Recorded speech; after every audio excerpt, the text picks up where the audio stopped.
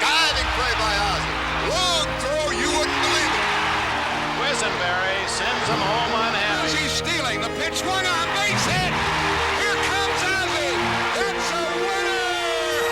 Strike three call. Saberhagen not only wins his 20th, but he puts the Kansas City Royals back into a dead-even tie with the Angels in the Western Division of the American League. It's gone. Tommy Herr hits a two-run homer. The Cardinals pull off another miracle. Swing, and the ball hit off the glove into center field. Sheridan comes in to score, and the Royals have won the West. And they won the Eastern Division and head into the playoff. Hit to left center. Back goes Mosby, along with Bell. Forget it. Home run, Brett. Smith corks one into right down the line. Go crazy, folks. Go crazy. And this may do it for the Royals. For the second time in their history, they're on their way to the World Series. Swinging a long one into left field. Adios, goodbye, and maybe that's a winner. And they may go to the World Series on that one, folks. The quest for baseball's most glittering prize. After a thrilling year, it all comes down to the Kansas City Royals and the St. Louis Cardinals on the road to royalty, the 1985 World Series.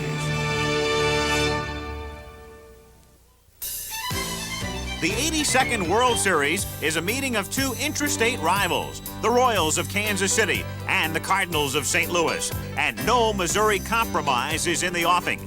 Two cities separated by 250 miles, now joined together in the October spotlight.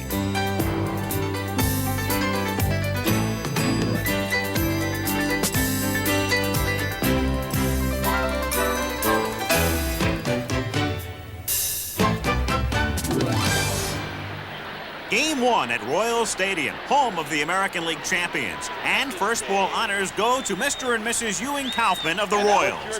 Mr. and Mrs. K throw strikes, and the 1985 World Series is moments away. After managers Whitey Herzog of the Cards and Dick Hauser of the Royals take care of the formalities, Kansas City starter Danny Jackson prepares to take on St. Louis. This night, he's opposed by 21-game winner John Tudor, the Cards ace. And it's actually Tudor who faces the quickest test, with Jim Sundberg on second, Darryl Motley on first, and one out in the second inning, as the Royals look to their next hitter, free-swinging Steve Balboni.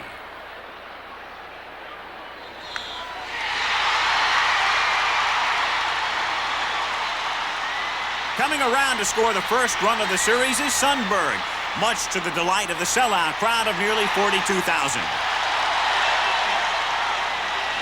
The Royals now have runners at the corners, and the Cardinals are aware that Kansas City will be trying to score any way it can with the eighth man, light-hitting Buddy Biancalana at the plate. The suicide squeeze is missed, and Darryl Motley is as good as dead in the rundown.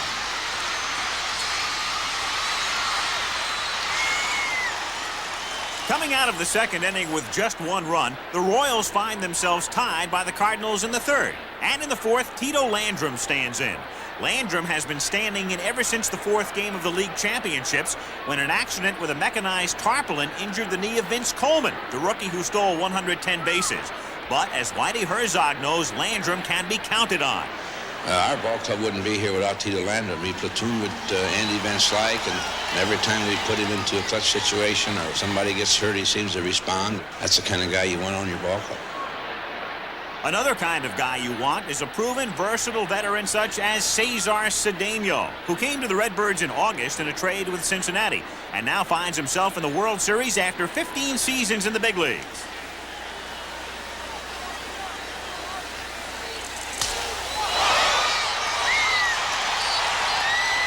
Landrum scoots home easily, putting the Cardinals ahead 2-1. A very slender lead indeed, and one that quickly seems in jeopardy in the home half of the inning. On third base is Jim Sundberg following his second hit. And at the plate is a man who has driven in his team's only run of the evening, Steve Balboni.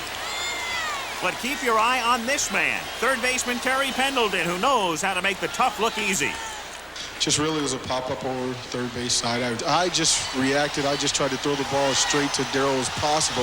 It surprised me that the ball went all the way. I thought I was going to bounce it a couple of times, to be honest with you. An inning-ending double play, and quite honestly, the end of one of Kansas City's better scoring chances as one inning yields to another. In the top of the ninth, the Cardinals add an insurance run and then look to rookie reliever Todd Worrell to finish up. The Cardinals win it 3-1, marking the fourth consecutive year the visiting team has won the series opener. And in the first lap of this I-70 World Series, St. Louis has motored to an early lead. Game 2, and the Royals would like to get rolling behind Charlie Leibrandt, coming off a 17-win season. And in the early innings, Leibrandt and a strong defense are in control.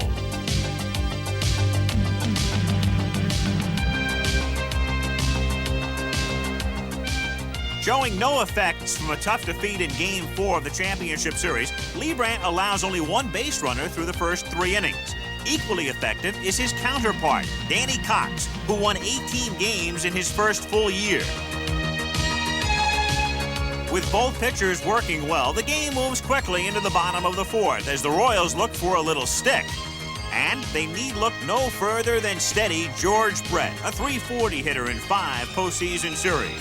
Now, with nobody out, Cox has Willie Wilson on base, but not for long.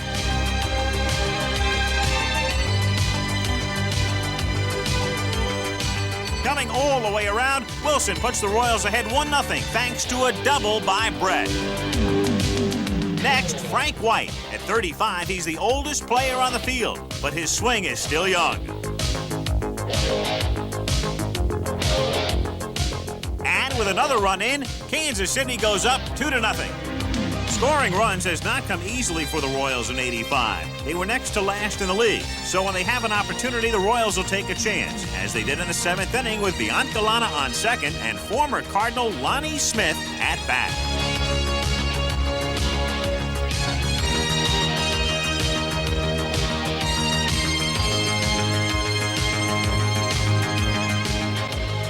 Landrum fires a strike. Catcher Darryl Porter makes the play, and the Royals come up short this time. Nevertheless, that 2-run lead still looks good with Leibrandt working on a shutout as Willie McGee leads off the ninth. Down the line means a certain double for the fleet-footed batting champion of the National League. After 2 quick outs, up comes playoff hero Jack Clark, who proved then how dangerous it is to pitch to him with an open base. Leibrandt takes the count to 3-0, but Clark has the green light.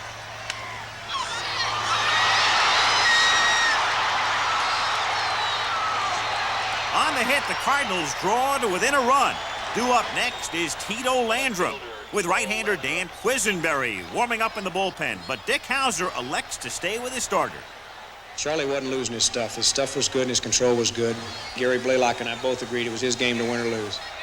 Carefully guarding the 1-run lead, Leibrandt looks to finish against a man who's already had 3 hits in 7 series at-bats, Tito Landrum. Leibrandt had pitched very well all night, and when he got 2 strikes, I mean, I'm just trying to make contact, get the ball in play. Landrum does precisely that, and his opposite field 2-base hit has the Redbirds rocking.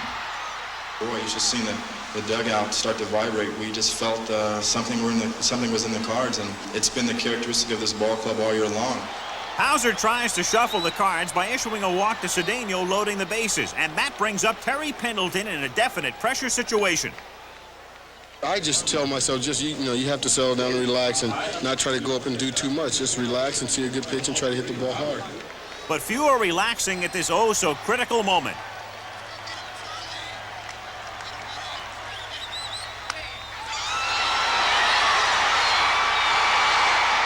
One run is in, then quickly a second, and more damagingly a third. The Cardinals take a shocking 2-run lead on a 3-run double by Pendleton. I didn't hit the ball that hard. I mean, it wasn't a hard line drive. I hit the ball well enough to drive in 3 runs. Modesty prevails, and so does St. Louis, the first team in 46 years to enter the ninth 2 runs down and come back to win. Following Game 2, the Royals aren't the only folks riding the rails. The World Series Express is en route to St. Louis as the series scene heads east. Partisans of both ball clubs are on board, and from the looks of things, it's hard to tell whose club is 2 games up. Passing through historic towns like Independence, Sedalia, and Jefferson City, the 11-car train arrives right on time in Old St. Louis. But for some, the highway is the road taken. I-70 to be exact, and as soon as anyone exits in St. Louis, he's bound to be swept up in a fiery sea of Cardinal red. Baseball's passions burn brightly in St. Louis, especially when sparked with a 2-0 World Series lead. The heat is on the street. Inside your head, on every beat, and the beats alive, deep inside. The pressure's high, just to stay alive, 'cause the heat is on.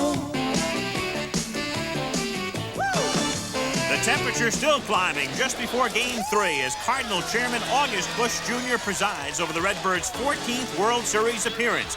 And clearly glad to be home is shortstop Ozzie Smith. On the mound for the Cardinals is Joaquin Andujar, a 20-game winner by August, but struggling recently. And he's opposed by second-year sensation Brett Saberhagen, 21 years old, a 20-game winner himself, and mindful that his wife Janine is expected to give birth to the couple's first child at any moment. But the well-composed dad-to-be is all business in the bottom of the first inning, and he needs to be with cleanup man Jack Clark at bat and speedy Willie McGee on second with 1 out.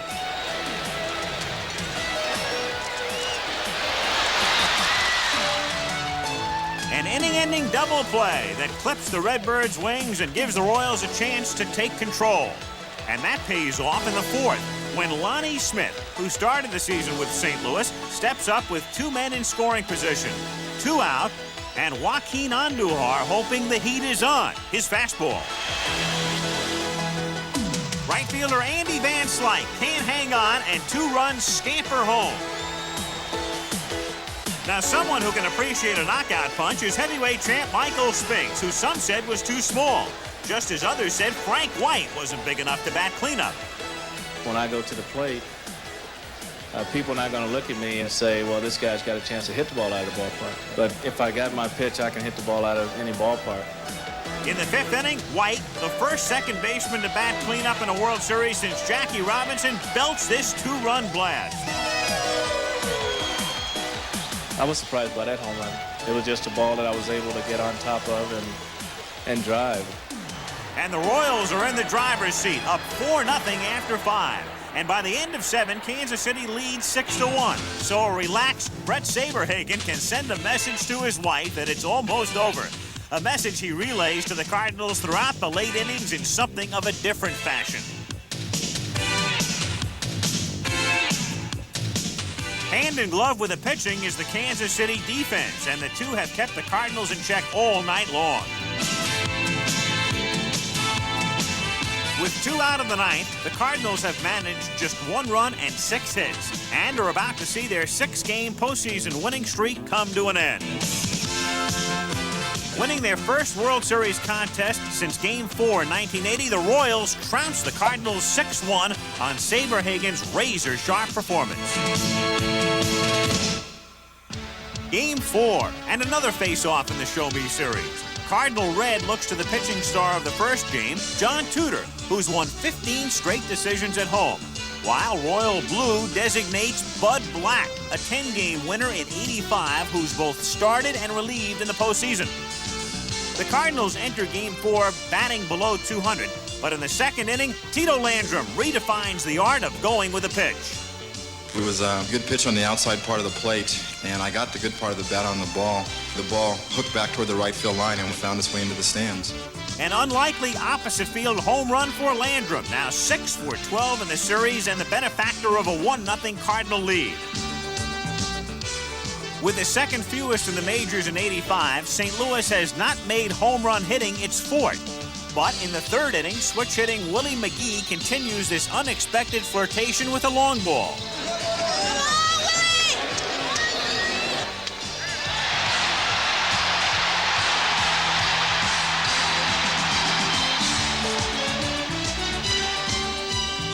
It's 2-0 Cardinals, and time to celebrate with an ovation for the man who will be named the National League's most valuable player. Later in the fifth, the Cardinals look for more after a one-out triple from Terry Pendleton. Up next is a good bunter, Tom Nieto, and even with a 3-2 count, Whitey Herzog wants Nieto to put one down. He's very, very good squeeze butter. He's done an outstanding job for me this year, and he did an outstanding job at AAA on the squeeze. So I just wanted to get the third run. I didn't really think that was that big a gamble. It must be in the cards this time as Nieto lays down a beauty, and the running Redbirds pull off a successful squeeze for the 17th time this year. Manager Dick Hauser doesn't like to see his team trail by 3, certainly not in the house of Tudor, where the Cardinal ace has been lording it over the Royals inning after inning.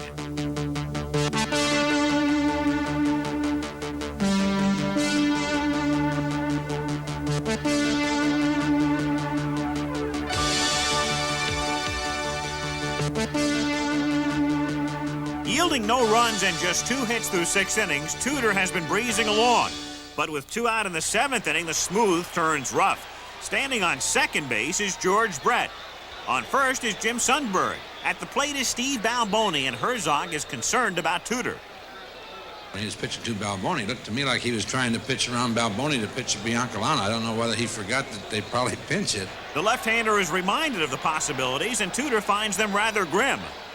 I think the first thing that went through the mind is I'm in a lot of trouble. I think Whitey was right. I hadn't thought about them pinch hitting for Biancalana in that situation, and I was pitching around Balboni. Sure enough, Hal McRae, normally the designated hitter for the Royals, comes out on deck ready to pinch hit. But Tudor ends up walking Balboni anyway, and the Cardinals are really in a hole. I didn't want McRae up in that situation against John. He had a 3-run lead. He was the winning run at the plate. Bases loaded. I know Max had awful good success against him. There's no DH in the World Series this year, and Tudor looks in to find McRae in just his first at-bat of the series.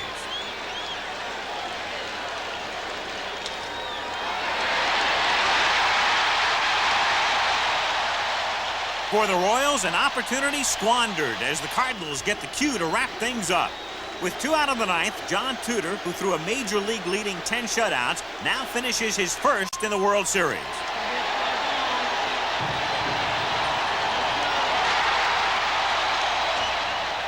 A 5-hit, 8-strikeout masterpiece by Tudor has put the Cardinals up 3 games to 1 and just 1 victory away from the world title.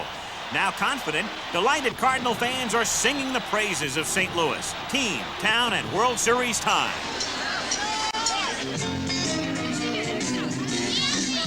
Pack your mitt, this is it. Yeah, it's a hit. St. Louis, one and all. Hear the call. Let's play ball. St. Louis, what a team. What a town, what a time, St. Louis. See, Ozzie, Vince, and Tommy, too. There isn't much that they can't do. When down the birds is coming through, St. Louis. See, Jerry Jack and Willie McGee, man, they're a sight to see. It's the place we want to be, St. Louis. What a time, what a team, and what a town, St. Louis. What a team.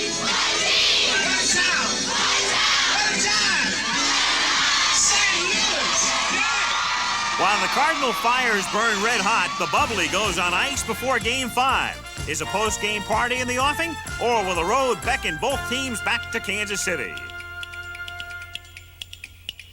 Whitey Herzog would like to see it all end here, but his starting pitcher, Bob Forsch, is in early trouble. He's down a run in the second with 2 men on, and a .412 hitting Willie Wilson at the plate. And even though he's in a groove, Wilson outdoes his own expectations. I wasn't trying to hit a triple. I was just trying to hit a base hit. Willie McGee was playing me a little bit over left center. The ball was in the gap, and I had 21 triples this year, so it wasn't anything new. It was just fun to just hit a triple and knock 2 guys in, and pretty much helped the team go on to a victory. This isn't what the Cardinals wanted to see, down 3 runs after 2. That deficit forces St. Louis to go to the bullpen early and often, and that results in a noteworthy performance from Todd Worrell, who spent most of the year in AAA. In the 6th inning, the rookie guns down 3 straight Royals.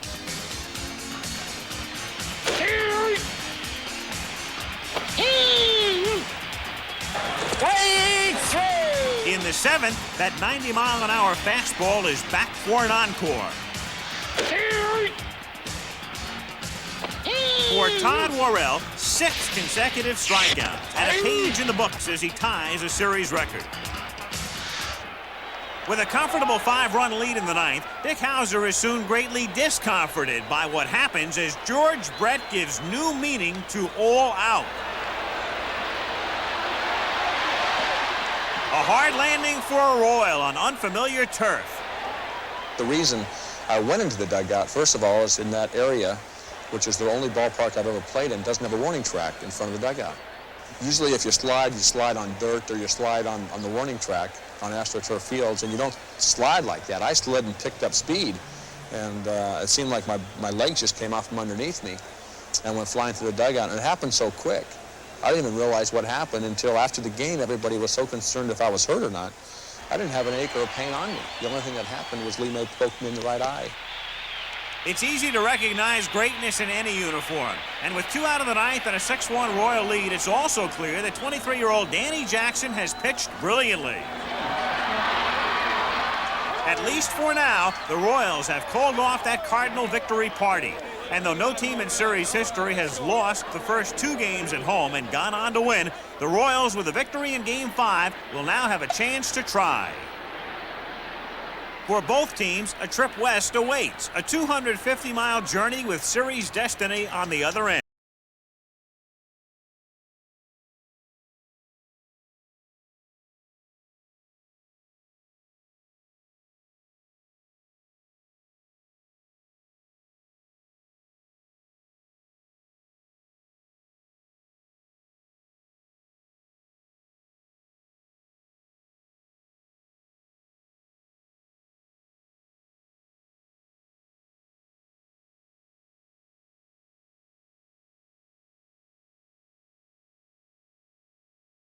Home of the University of Missouri, where the joys of college life are spent in quiet study or amiable fellowship in fraternities.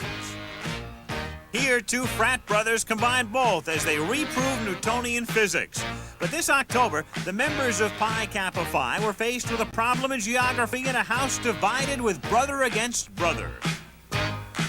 Me and my roommate Sean got started in September. We got back from school and we were both hyped up about how great our baseball teams were. And the day they clinched, which was the 16th, I went ahead and took all Sean's Royal stuff and moved it to the right. Got some tape out, put it down the middle, said, okay, that's it, that's the last. I root for the Royals. Royals stuff stays on the right, Cardinal stuff on the left. And from there on, the rest of the house took up that idea, and we've been having a blast. The handwriting's on the wall, and in this show-me state of affairs, only one person's come up with a way to make everybody happy. When the series is over, I'm going to make a blueberry pie for one group and strawberry cheesecake for the other. Well, at least in this house, everyone knows where he stands, on one side or the other in this Missouri version of Family Feud.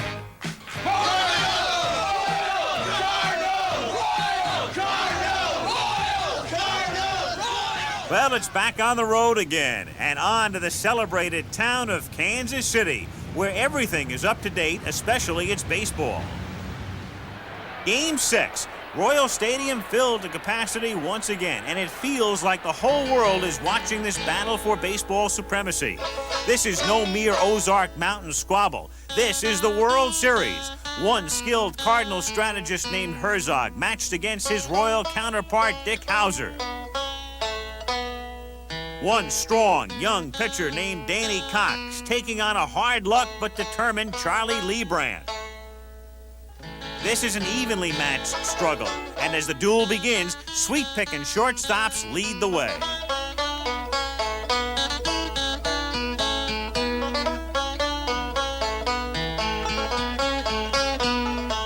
As one scoreless inning follows another, the pressure builds. and there won't be any deliverance until the final out.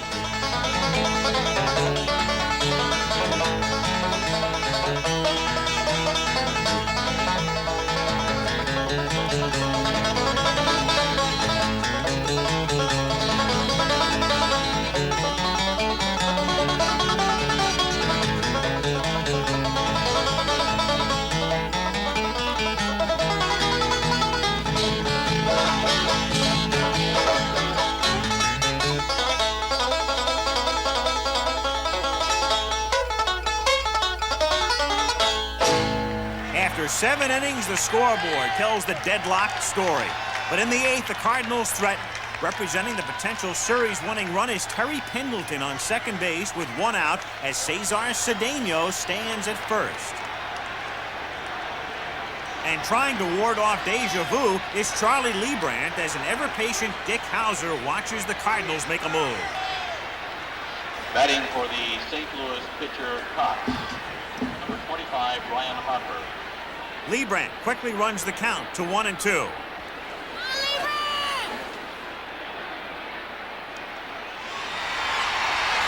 Terry Pendleton roars all the way home, and the Cardinals take the lead 1-0.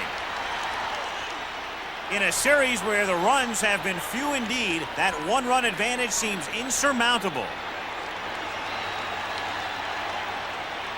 In the bottom of the 9th, the Cardinals entrust their title hopes to Todd Worrell as St. Louis stands 3 outs away from a Game 6 victory in the World Championship.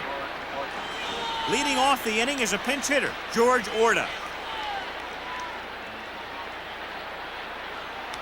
As Clark fields the ball, Worrell covers, but Orta is safe, and the Cardinals see red. Umpire Don Denkinger's call will forever be both controversial and unchangeable. Now with Steve Balboni up, Jack Clark and the Cards find their luck still heading down. I don't want to say it was a tough play. I think it was right there. It was a catchable ball. It didn't hit in the dugout. It hit right on the edge of the dugout on the rubber part. So, could have caught it. And, it was 0-2, and, he got a base hit and kept the inning going. Kept it going indeed.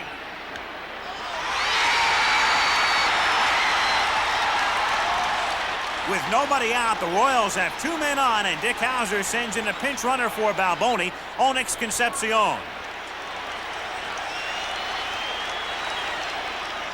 Jim Sundberg bats next, trying to move the runners over, but seeing it all the way, Worrell makes a brilliant play to nail the lead runner.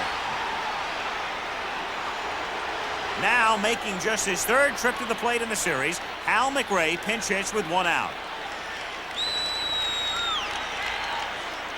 A passed ball, and a costly one at that, as both runners easily move up 90 feet. Now the next move is obvious. McRae has walked intentionally, and the bases are filled. Waiting in the wings is former Cardinal Dane Orge, ready to pinch hit with the ball game on the line.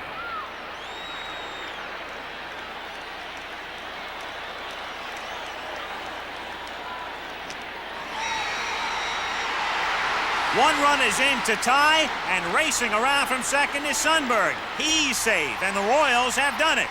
For the first time all year, the Cardinals have lost a 9th inning lead. And with a clutch hit from Dane Orge, Kansas City's 9th inning miracle has made Game 7 a reality. The Show Me series will end in a 1-game showdown. It's all come down to 1 game to decide the champions of baseball. A matchup of aces. Brett Saberhagen of the Royals and John Tudor of the Cardinals. 1 game.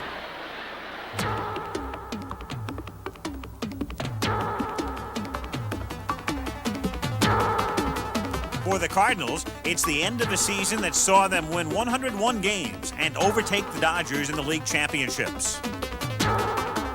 For the Royals, it's the close of a year of comebacks. For the division, the pennant, and now perhaps the title. 1 game. It all comes down to 1 game.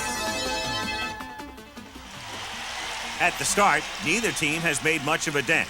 But in the bottom of the 2nd with 1 out, Steve Balboni's on first following a walk. Up next is Darryl Motley, 1 for 7 in the series. Darryl Motley.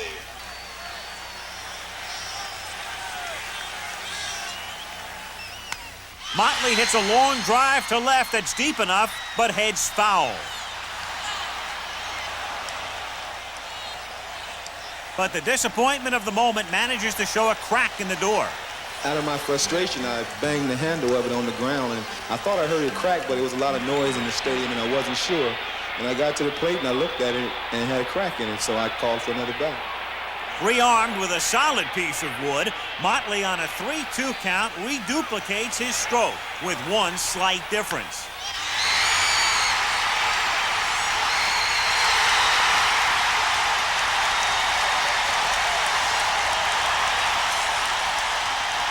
Motley's home run has given Kansas City a 2-0 lead. And in a series of so few runs, a turnabout begins. A turnabout in blue as the Royals mount a ferocious assault on the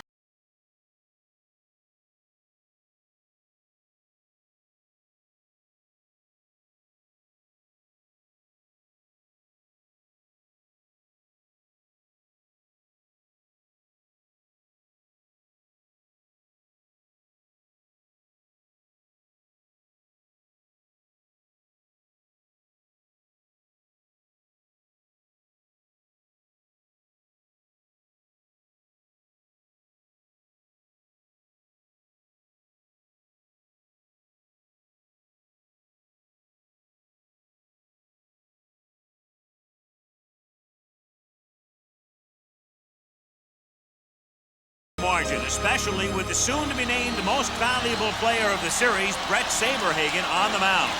The proud father of a one-day-old son needs just one more out for the biggest moment in the history of the 17-year-old Royal franchise.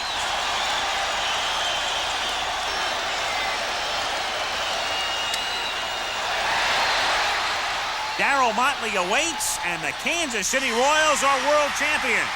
Now, alongside 6 division titles and 2 pennants, the Royals can finally wear the title crown. The I-70 series is over, and the Kansas City Royals are kings of the road and rulers of the baseball world. Celebrating a world title for the first time, Kansas City and the Royals bask in the light of an unexpected but much-deserved victory. The 1985 World Series was as unpredictable as it was exciting, and the place of this 7-game battle royale in baseball history is forever secure.